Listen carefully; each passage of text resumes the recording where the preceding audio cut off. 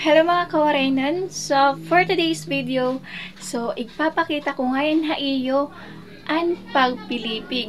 So, maaram ako nga familiar ka mo about hini. So, let's go! Ngan, igpapakita ko iyo kung ano po ang mga prosesohan pagpipilipig. So, let's go! So, una nga yan mga kawarainon, nagsanlag nga yan kami humay. So, makikita niyo nga, ukay-ukay na amon tagasanlag, amon humay. So, shoutout nga yan kan Ate Chichi nga, usagihap nga bumulig nga taga didiha amon. So, amo po ito an una nga pinaka-prosesohan pagpipilipig. Amo po ito yaan nan bibiti na nga mga humay. So, once nga ni nga pagdamo na iton bitingan, maram ka na nga pwede na hiya haunon. So, igkakadto na po iton hiyahan lusong para gihap mabayo na. So, ganun la po hiya kasimple ngan ang prosesohan pagpipilipig. So, kailangan la talaga hiya mga kawarainon buroblig kay dirila kasi hiya harumamay mga kawarainon. Kailangan gihap may bulig ka once nga nagpipilipig ka mo. Kay kami kasi mga kawarainon, haros kami nga di. So, nagbuburoblig po kami kung nagpipilipig. Kay mas maupay kasi mga kawarainon kung nagbuburoblig. Kay mas madamo kasi iton iyo mapipilipig.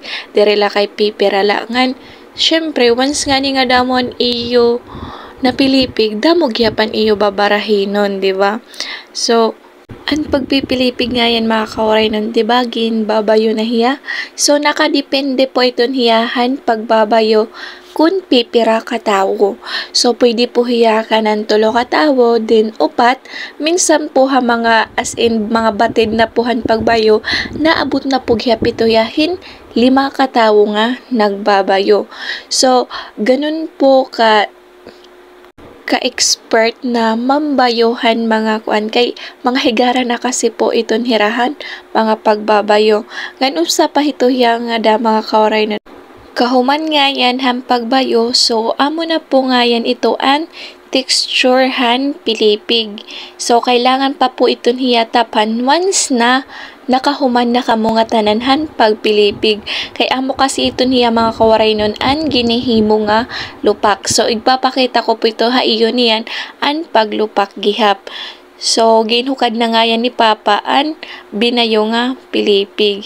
So, ganun la po hiya kasemplingan ang mga proseso nan nakikita man gyap niyo an proseso kaninahan pagbayongan han pagsanlag.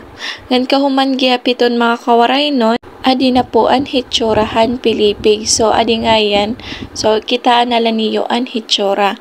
Ngan habang gihap nagbabayo po hira, so dida po hiton nga adlaw mga kawarainon. So nahidungan nga yan han akon pag barbecue. So bagan diri po ako nakabulig as in haira, darakay damo gihap nan mamalit nga dahan akon paninda. So di ko man liwat pwede nga pasagdan na liwatan mga nanmamalit. Kay waray man gihap ako choice ngan tigdaan laliwat kasi an amon pagpilipig nga da. So an kuan na lahiya mga kawarainon kay damo kasi liwat an bumulig nga daha amon. So nakadaman gyap hira Papa nganan akon liwat iba nga kabugtuan nga nagbuburoblig. So bagan diri as in ba obligado gihap ako nga bumulig kay may daghap kasi liwat ako ginihimo. Kita naman gyap niyo ha video, diba? So, amo po ito kay kanina pa kasakitonhan aga. Ngan kahumanhang pagbayo mga kawarainon. So, adi na nga yan kitahan paglupak. So, amo po iton hiyaan paglulupak. Amo po ito hiyaan prosesohan paglulupak. Bagan sugad lagyapan pagbayo pero baga hindi rin nagyapiya pangurusgan gud hindoro. Kailangan liwat hinusa na lang nga tawuan magbabayongan at gihap po haluyo mapapansin po niyo an pagtatahop na gihaphan pilipig. So amo po iton hiyaan kuan para gihap makuha na an mga upa. So amo na po iton hiya kadamo an amon pinilipig.